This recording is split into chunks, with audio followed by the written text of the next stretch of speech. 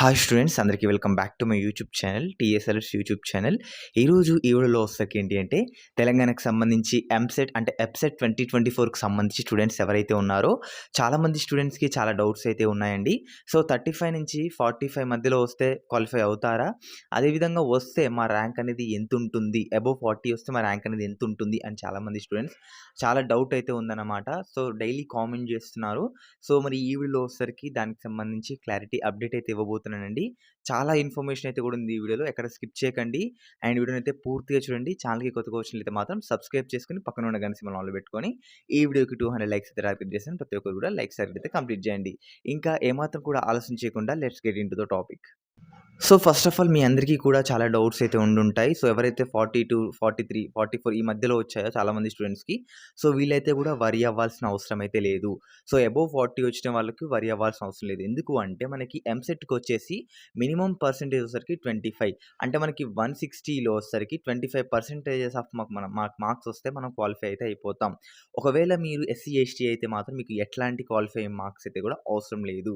So మరి చాలామంది students bro మాకు 38 వచ్చాయి, 39 వచ్చాయి, 37 వచ్చాయి, మేము క్వాలిఫై అవుతామా అంటే అవ్వచ్చు. ఎందుకు ఇక్కడ ఛాన్సెస్ ఉన్నాయంటే మనకి నార్మలైజేషన్ అనే ప్రాసెస్ అయితే ఇంకోటుంది.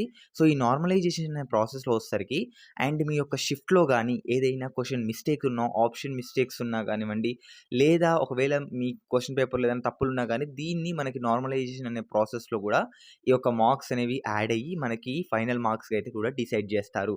సో ఇప్పుడు మాకు వచ్చిన 37, 38 అనేవి చూసుకుంటే ఇవేనా మాకు ఫైనల్ మార్క్స్ అంటే అవి కావండి. సో మీరు వర్రీ అవ్వాల్సిన అవసరం లేదు. ఒకవేళ మీ షిఫ్ట్ అనేది చాలా టఫ్ ఉంటే అదర్ షిఫ్ట్స్‌తో పోల్చుకుంటే, సో ఏవైతే ఈజీ అంటే ఎక్కువ మార్క్స్ చేసిన షిఫ్ట్ ఉండదో అందులో నుంచి కొన్ని మార్క్స్ కట్ చేసి ఈ హార్డ్ వచ్చిన షిఫ్ట్‌లో అయితే కూడా యాడ్ చేస్తారు. సో అందుకే అంటున్నాను కదండీ! మనకు ఈ నార్మలైజేషన్ ప్రాసెస్‌లో నార్మల్ స్టూడెంట్ కూడా మనకి యావరేజ్‌గా 3 మార్క్స్ నుంచి 10 మార్క్స్ మధ్యలో ఇఫ్ మీ లక్ బట్టి ఉంటుందన్నమాట. మీకంతా యాడ్ అయ్యే ఛాన్సెస్ అయితే ఉన్నాయి. సో ఇది ఓవరాల్‌గా ఇన్ఫర్మేషన్ అన్నమాట. మీరు మాకు 38 వచ్చాయి, 37 వచ్చాయి, మేము క్వాలిఫై అవ్వమేమో అని చాలా డిసప్పాయింటింగ్ అయితే ఉంటారు. సో అట్లాంటి డిసప్పాయింట్‌మెంట్ అయితే కూడా ఎట్లాంటిదైతే కూడా అవసరం లేదు. సో ఇఫ్ మనకి చాలామంది స్టూడెంట్స్ అడుగుతున్న విషయం ఏంటి అంటే ఇఫ్ మాకు 43, 44 ఈ మధ్యలో వస్తే మాకు ర్యాంక్ అనేది ఎంత ఉంటుంది అని చాలామంది అడుగుతున్నారు. సో మనకు యాస్ పర్ బేస్ 2023 పరంగా చూసుకుంటే మాత్రం సో ఎవరైతే 40 నుంచి 45 మధ్యలో వచ్చిందో సో మీకు మినిమమ్ 1,00,000 ప్లస్ అయితే కూడా మీకు ర్యాంక్స్ అనేది ఉండడం జరుగుతుంది.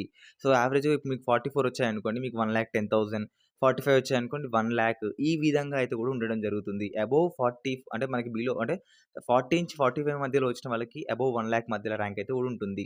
సో ఇది అండి ఓవరాల్‌గా ఇన్ఫర్మేషన్ అబౌట్ ది టీఎస్ ఎబ్సెట్ 2024 సంబంధించిన స్టూడెంట్స్ డౌట్స్ అన్నమాట. ఇంకా ఏదైనా డౌట్స్ ఉంటే కింద కామెంట్ సెక్షన్‌లో అడగండి. మీకేదైనా డౌట్స్ ఉంటే ఖచ్చితంగా క్లారిఫై చేస్తాను కాబట్టి. సో మీరు మన ఛానల్ కొత్తగా వచ్చినట్లయితే సబ్స్క్రైబ్ చేసుకోండి. ఎంసెట్‌కి సంబంధించి ప్రతి ఒక్క అప్డేట్ కూడా మన ఛానల్‌లో వస్తుంటాయి.